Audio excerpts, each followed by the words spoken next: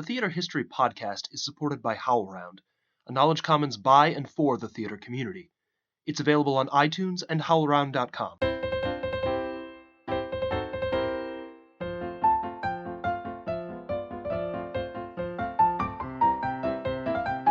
Hi, and welcome to the Theater History Podcast.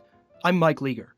In the run-up to the U.S. general election, we're going to be talking about political theater, and our first guest is Amy Brady. She's an independent scholar, a freelance cultural critic, and a managing editor at the Indianola Review.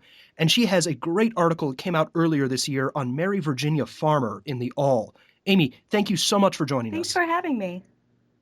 I wondered if you could tell us a little about Mary Virginia Farmer, this unjustly forgotten character from early 20th century American theater. I would be happy to, because I think it's such a crime that we know so little about her.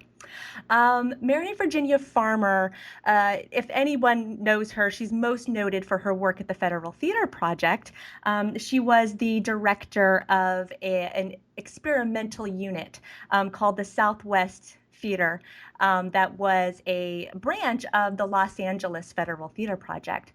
But before she even got to the Federal Theater Project, she had a fascinating career as a member of the Group Theater in New York, and also as the founder of the Theater Collective, which by many accounts is one of the most radical of the early workers' theaters. Yeah, and I'm wondering if you could talk a little bit about the context of radical theater, workers' theater, political theater in the late 1920s going into the early 1930s. Sure, absolutely. So the workers' theater in the American incarnation anyway, had a lot of different forms leading up to the 1920s. And all of those forms really did inform the work that was happening in the 1920s. In the 1910s, politically speaking, we had the rise of the Wobblies and the John Reed clubs. And the workers' theater of the 1920s kind of took that historical era as inspiration by attracting a lot of amateur theater people. And by amateur, I don't mean folks who, had a day job and then just, played in theater in their spare time. I mean folks who had laborious day jobs, who had no experience in the theater whatsoever. They were distributed different Marxist-based magazines on site that encouraged them to come to, basements, community centers, what have you, to talk about communist politics. And it was there that they started to form these theatrical performances. I would never call them plays, because in the spirit of shock through working class theater, these were 5 to 10 minute little vignettes that relied more heavily on say sound and lighting than the written word.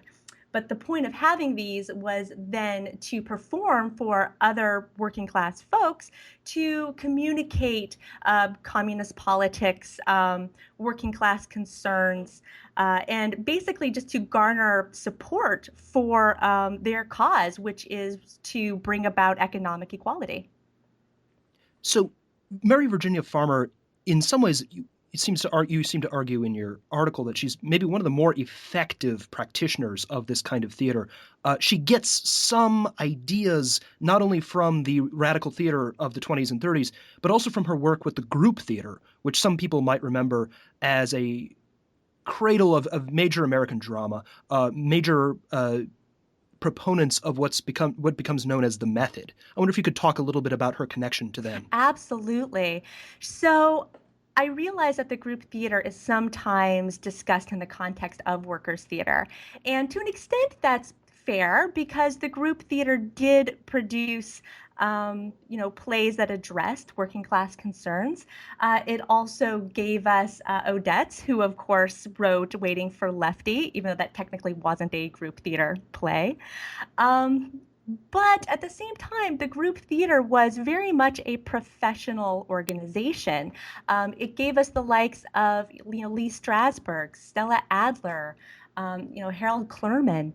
And it also gave us Mary Virginia Farmer, who, when she went to work for the group theater, had already had experience working in the quote unquote legitimate theater. And it was kind of allowed to cut her teeth, so to speak, by working with these renowned artists who worked with her to improve her acting, directing, and writing skills. And she has some degree of discomfort for all that they have this somewhat politically progressive reputation.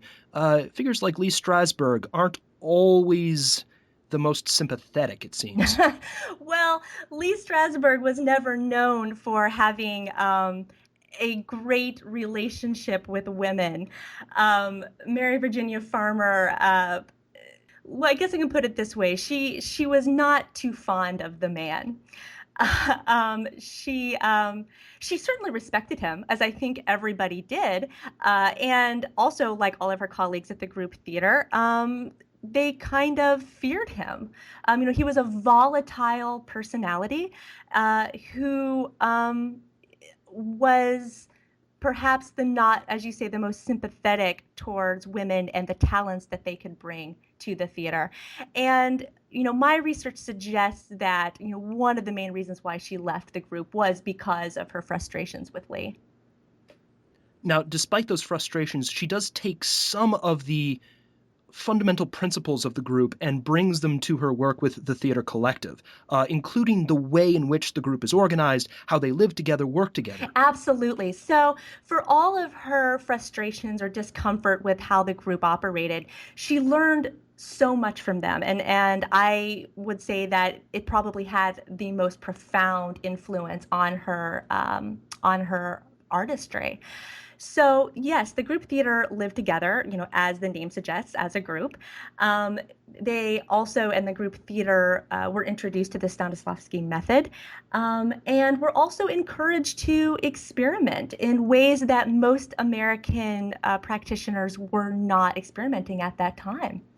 So, when she finally did leave to create the theater collective, she essentially had two different veins of influence. On the one hand, we had the group theater with its group-like approach, its uh, experimental aesthetic, and its demand for excellent craft. On the other hand, she was also influenced by the workers' theater, which we talked about earlier, which were not necessarily known for their artistry, but for their politics. And she melded the two in ways that uh, kind of elevated the aesthetics of the workers' theater and politicized the middle class aesthetic that the group ingrained in her. And I wonder if you could talk us through a little of the highlights of her work with the theater collective.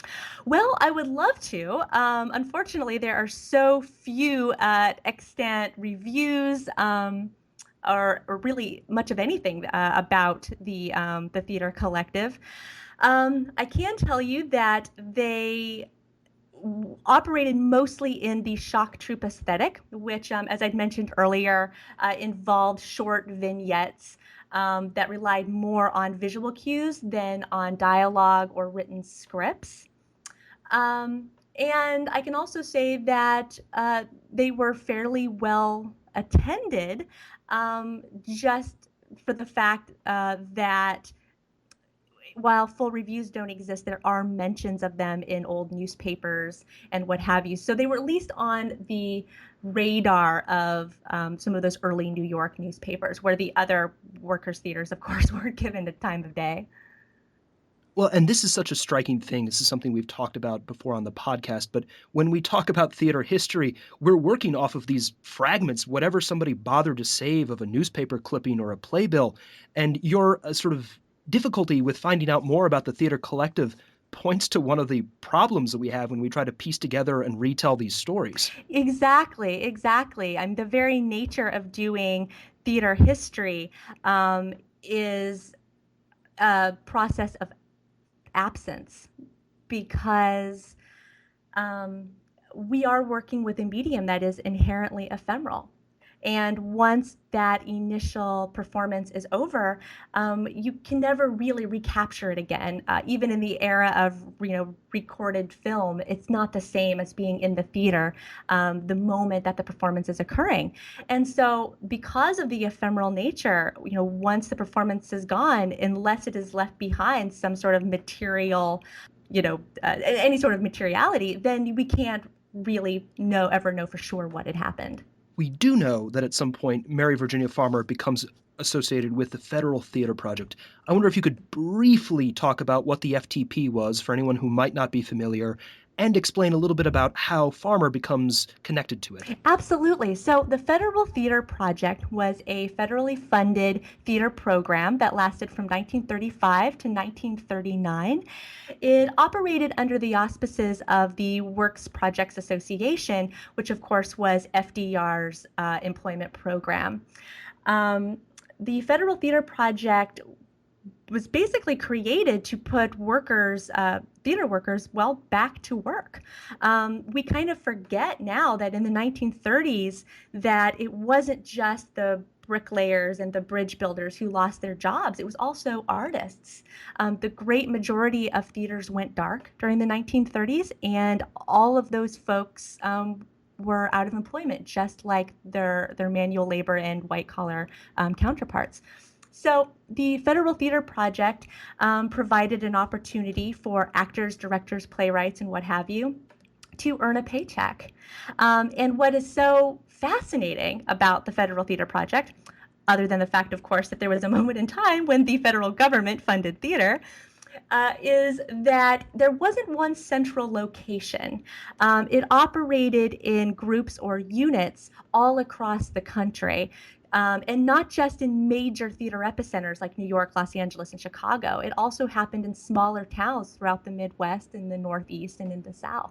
Farmer's involved with a play called The Sun Rises in the West when she's working for the FTP out near Los Angeles. Right. I wonder if you could talk about this play. Among other things, she has a very interesting uncredited collaborator on this. Yes, absolutely.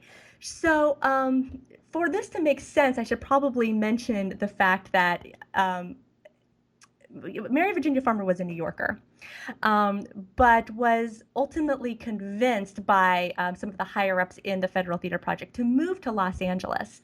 And she was finally convinced to do so only if she was allowed to bring some of the folks from the theater collective in New York. And this is key because the folks that she brought with her to New York were similarly minded in terms of their artistry and their politics.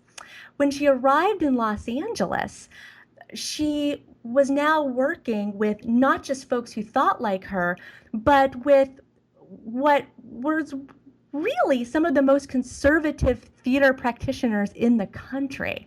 We kind of have to remember that even by the 1930s, the United States didn't have a real strong and long history of theater. And so a lot of what had been going on, particularly in California, was vaudeville. And in the 1930s, with everyone out of work, the Federal Theater Project provided an opportunity for folks like, aging vaudevillians who hadn't worked in the theater for decades to finally earn a paycheck. And so they came on board as well. And in Mary Virginia's little experimental group that she was creating, she now had a wide variety of folks who had different political backgrounds and certainly a variety of experiences in the theater. And all of this affected the writing and the ultimate production of The Sun Rises in the West. I wonder if you could talk a little bit about the play itself. Mhm. Among other things, it's very different from what you've been saying about workers' theater. It's not some short shock troupe vignette. It's a long, fairly realist play, yes? Yes, absolutely, absolutely. So The Sun Rises in the West is a two-act, six-scene play that is essentially about the Dust Bowl migration to California. And yes, it was ultimately the brainchild of Mary Virginia Farmer, but it wasn't shock troop workers theater. Instead, it was inspired by the living newspapers, which was another form of workers theater that was really brought to the United States by the Federal Theater Project and had been largely influential in New York City. The living newspapers were kind of like the name suggests, plays about things that were happening in the moment at the place where the theater was being performed. So, in the spirit of that, The Sunrises in the West was about a very important topic that affected many folks in California during the 1930s, which was this influx of poor, downtrodden, mostly white people from the Midwest who had lost their farms in the Dust Bowl and were now looking for work in California's agricultural valleys. If that sounds a little bit like the Grapes of Wrath, there's an interesting connection there, isn't there? There's a very interesting connection. So, also in the spirit of the living newspapers, Mary Virginia Farmer had the folks who were writing The Sunrises in the West to do research. So they traveled to the valley to interview the Dust Bowl migrants, to read articles about them and what have you. And then, interestingly enough, also connected with John Steinbeck, who happened to be in California at the same time, working on this little known novel called The Grapes of Wrath. Um, One night he sat with the playwrights Theodore Pesman and Donald Murray and Mary Virginia Farmer to hammer out kind of the arc that would eventually become the plot for The Sunrises in the West. Can you tell us a little about the plot of The Sunrises in the West? It's got some very interesting content, stuff you might not expect in the 1930s. Yes, absolutely.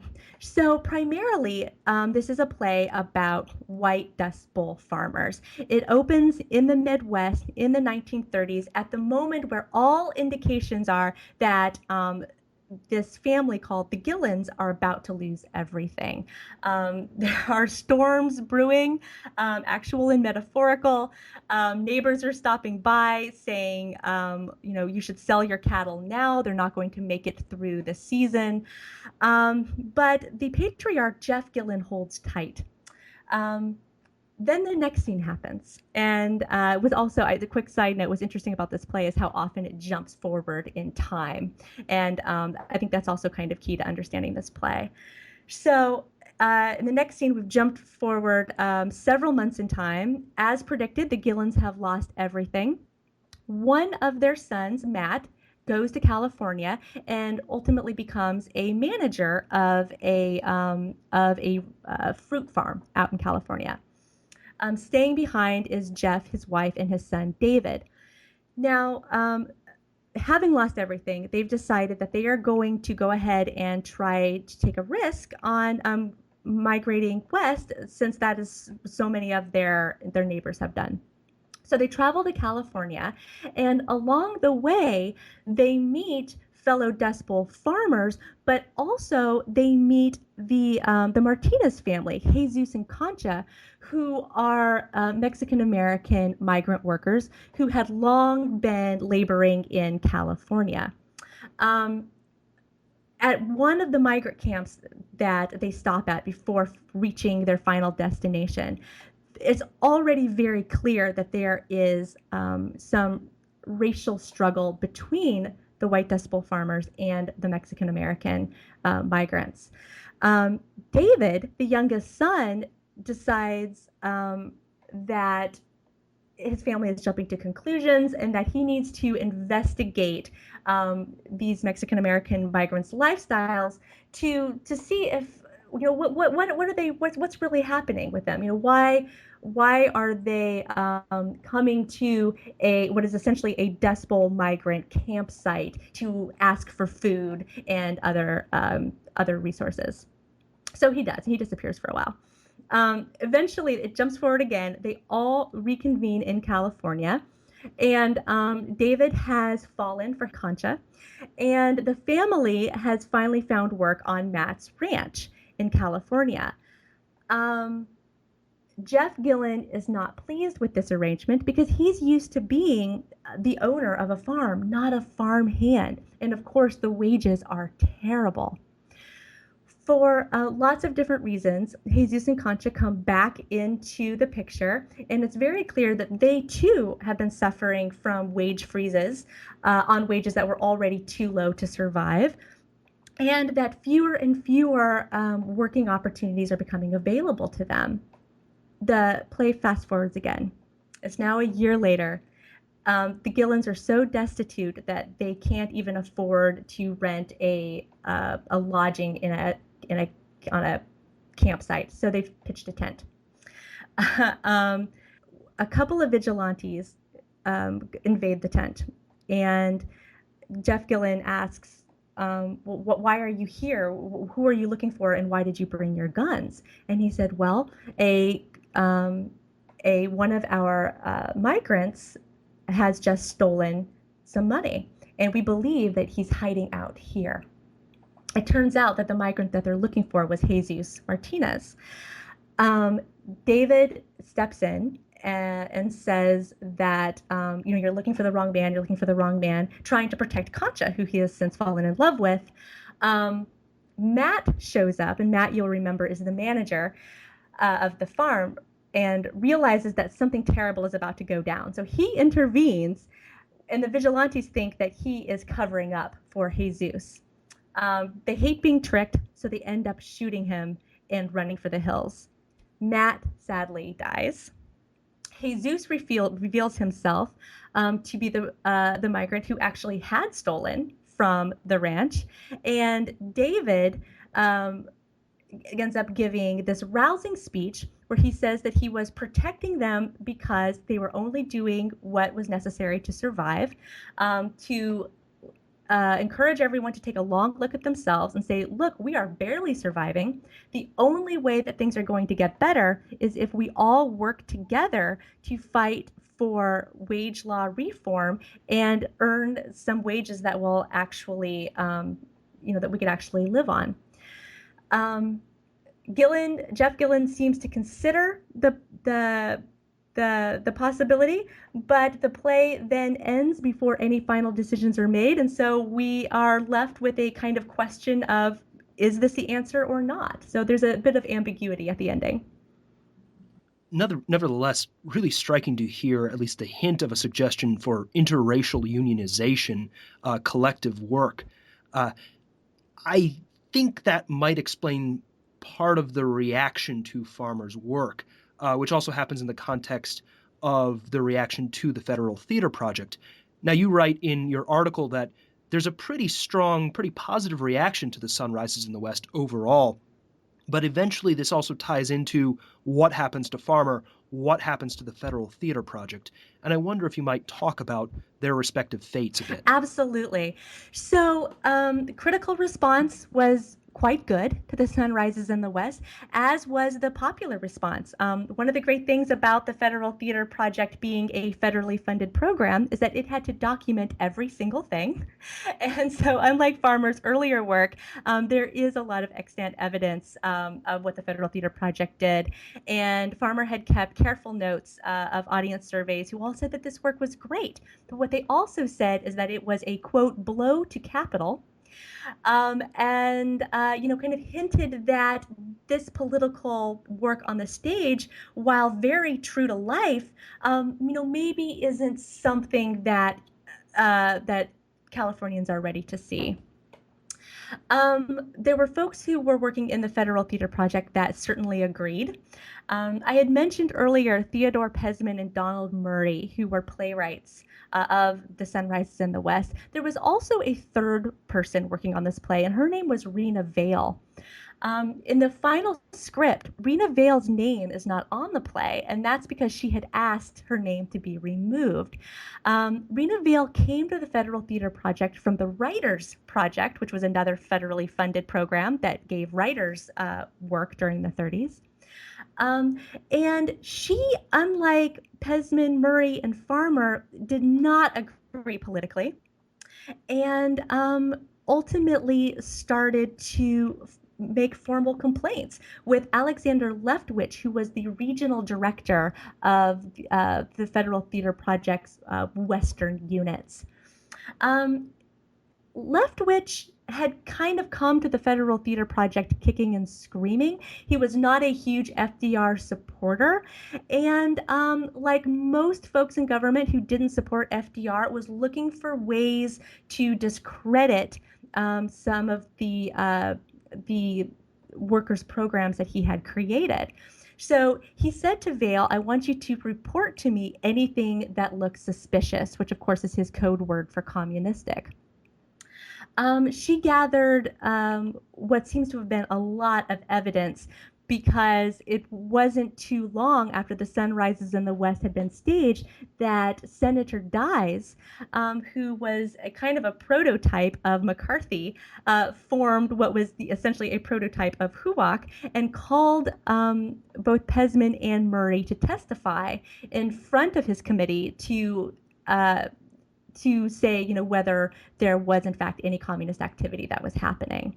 Um, the fact that they decided to testify would probably saved their jobs at the time, but ultimately it meant that Pesman would never really work in Hollywood again, and Murray would eventually lose his non-theatrical job. He worked, I believe, as a parole officer in the 40s and 50s because he had failed to mention the fact that he testified in front of a government committee on his hiring paperwork. So as early as 1938, 1939, when this early committee had been created, it was already changing lives. um, as I'd mentioned before, the Federal Theater Project was shuttered in 1939 by an act of Congress. There are a lot of theories for why this happened, but even after it closed, it never really lost its reputation for harboring communist artists. That was mostly because of the communist, not communist, but the political activity that was being done in New York City. Um, but it also really had a lot to do with the sunrises in the West and the fact that Farmer was constantly pushing for more and more political work to be staged in conservative California. It was because of that pushing that in the early 1950s, after HUAC had been formed, that she too was called to testify. Um, it was There are records of the testimony that she gave, and it's a fascinating piece of rhetoric to read because what she essentially does is not say that yes or no, there was communist activity in the Federal Theater Project. Instead, what she does is she says that to be American is not to be communist or not communist, it's to be curious and it's to be open minded about philosophy and about intellectual pursuits that ultimately may not be for the best, but how would we know if we didn't try? And that went on for about 4 pages worth, and she ultimately would never work in Hollywood again. And when asked about it in the 1970s, you begin the article with this anecdote about her being interviewed and sort of all of a sudden needing to go off the record to talk about her past, her experience with this theater unit. Yes, absolutely. So, as politically minded as Farmer always was, she was very savvy. And I can only imagine what it must do to a person to speak one's mind in front of a government committee and to essentially have your career stripped from you. So in 1977, when Lorraine Brown from George Mason conducted a series of interviews with folks who had worked on the Federal Theater Project, she asked Mary Virginia Farmer if, in fact, The Sun Rises in the West contained communist propaganda. And there's only a typed out transcript that exists of this particular interview. But in this transcript, instead of Mary Virginia Farmer answering the question, she just asked that the recorder be shut off. And when the transcript starts up again, it's clear that they have moved on and they are talking about other aspects of her career. I wonder, in studying Mary Virginia Farmer, in writing about her work, uh, if you came away with any thoughts about how political theater functions today, whether we can learn anything from the experience of individuals like Farmer, and how we're thinking more about the legacy of radical political theater in the United States? Sure. Um, well, I think that it's really clear that theater is a powerful art form. Um, it's really the only art form where it's embodied. I mean, when we go to the theater, we see human beings on stage, enacting characters and stories, and so there isn't this mediation that we have with, say, television or film, let alone with other visual arts like painting and sculpture. We are sharing a space and an experience with other human beings, and so I think that that is the one reason, at least one reason why political theater is so powerful, or to use the rhetoric of the 1930s, could be a weapon, for good or bad, I guess, depending on where you stand politically. It can also, bring about, I think, some real change too. What's so interesting about the Federal Theater Project is that there are several instances where it's clear that the people who went and saw the plays, um, made tangible changes in their lives and in their communities. In Philadelphia, for example, they did a production of One Third of a Nation, which was a living newspaper. And it was right after that play was performed that a slums eradication movement happened in Philadelphia. And when asked, why did you join this movement and why did you vote for it to happen? A lot of people said, well, it's because I went and saw One Third of a Nation, and I saw just how dangerous and scary it is to live in a neighborhood where the buildings are about to collapse at any given moment.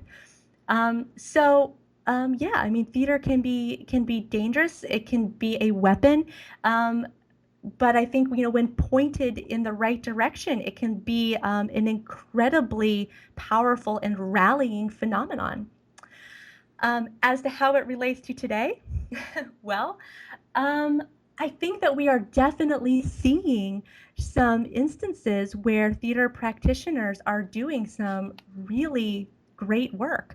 Um, if I may make kind of a self-serving plug for a moment, I did an interview with HowlRound a few months ago, with the creator of Changing Perceptions Theater. They're doing some amazing work up in Harlem with Harlem youth, creating theater that speaks to African American experience, to hip hop music, and is attracting audiences that may not normally go to the theater because suddenly they're seeing their story on stage.